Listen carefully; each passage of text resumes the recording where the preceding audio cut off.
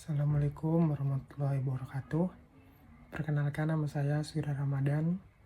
Di sini saya akan menjelaskan hasil tugas saya mengenai peran membangun masyarakat bebas korupsi, mimpi yang bisa jadi kenyataan. Dalam pembahasan kali ini, kita akan membahas pertama tentang korupsi, 2 metode penelitian, 3 hasil penelitian, 4 solusi, 5 kesimpulan dan saran. Tentang korupsi. Apa itu korupsi?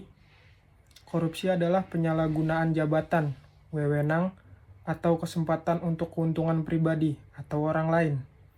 Korupsi dapat merugikan negara dan masyarakat, serta dapat terjadi di berbagai lapisan masyarakat dan kehidupan.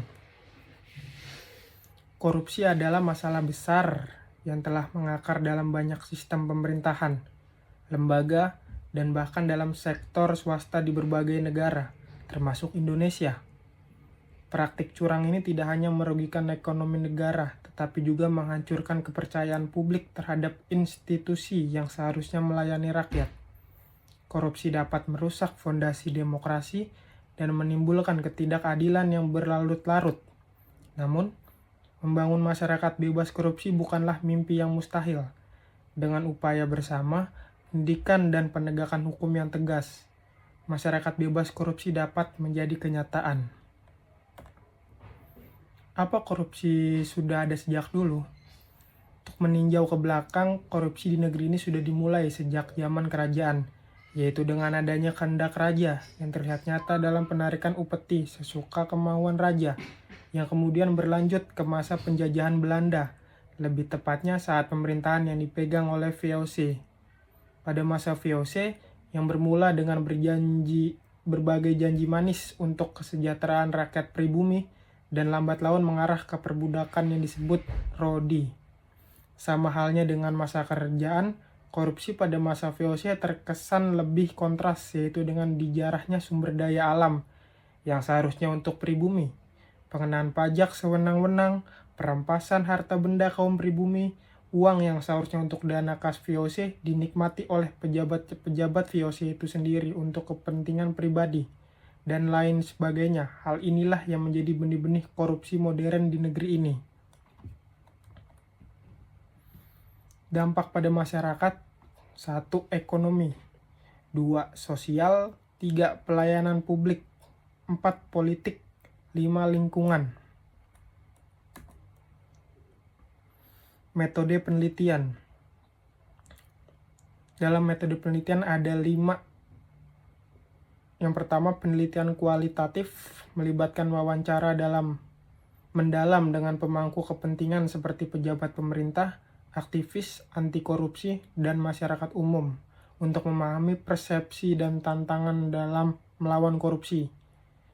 Yang kedua, penelitian kuantitatif, menggunakan survei untuk mengukur tingkat persepsi korupsi di berbagai sektor serta efektivitas kebijakan anti korupsi yang telah diterapkan. Yang ketiga, studi kasus, menganalisis contoh negara atau daerah yang berhasil menurunkan tingkat korupsi untuk mengidentifikasi praktik terbaik yang dapat diadaptasi. Yang keempat, eksperimen sosial, menguji pendekatan baru dalam pemberantasan korupsi seperti penggunaan teknologi atau kampanye publik untuk mengevaluasi dampaknya terhadap perilaku masyarakat. Yang kelima, analisis data sekunder, menggunakan data dari laporan lembaga anti korupsi, indeks persepsi korupsi atau penelitian sebelumnya untuk mendapatkan wawasan yang lebih luas. Hasil penelitian. Hasil penelitian tentang persepsi masyarakat terhadap korupsi dari survei yang dilakukan terhadap 500 responden menunjukkan bahwa lebih dari 70% masyarakat percaya bahwa korupsi adalah masalah yang sangat serius di Indonesia. Namun hanya 45% yang merasa bahwa upaya pemerintah dalam memberantas korupsi sudah efektif. Hal ini mengindikasikan adanya ketidakpuasan terhadap kebijakan yang ada, meskipun sebagian besar masyarakat menyadari pentingnya tindakan tegas terhadap korupsi. Selain itu, hasil wawancara mendalam dengan tokoh masyarakat dan pejabat anti korupsi menunjukkan bahwa banyak masyarakat yang merasa apatis terhadap proses pemberantasan korupsi karena mereka merasa bahwa para pelaku korupsi seringkali tidak dihukum secara berat atau justru mendapat perlindungan hukum. Solusi. Untuk solusinya ada 5. Yang pertama, transparansi dan digitalisasi. Mengadopsi teknologi digital dalam pelayanan publik untuk mengurangi interaksi langsung yang rentan terhadap korupsi, seperti melalui aplikasi layanan daring dan sistem pembayaran elektronik.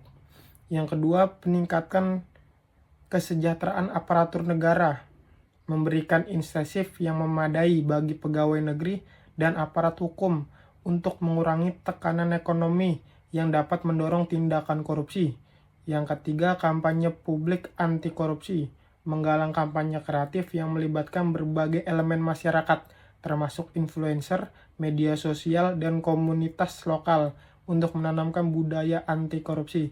Yang keempat, pelibatan swasta, mendorong sektor swasta untuk menjalankan praktik bisnis yang transparan melalui penerapan standar etika dan pelaporan akuntabilitas.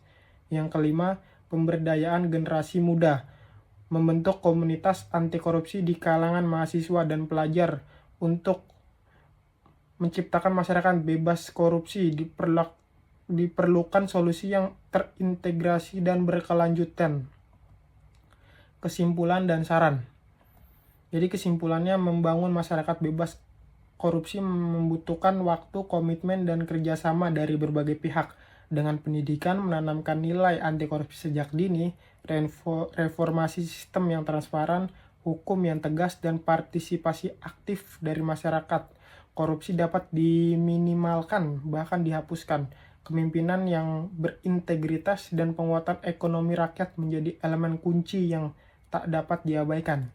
Untuk sarannya, pemerintah perlu mempercepat digitalisasi layanan publik untuk menutup celah korupsi. Masyarakat harus lebih proaktif dalam melaporkan dugaan korupsi melalui kanal resmi yang tersedia. Generasi muda harus dilibatkan secara aktif dalam kampanye anti korupsi untuk menciptakan budaya bersih di masa depan. Penelitian dan evaluasi berkala terhadap kebijakan anti korupsi harus dilakukan untuk memastikan efektivitas dan relevansinya. Terima kasih, sekian dari saya.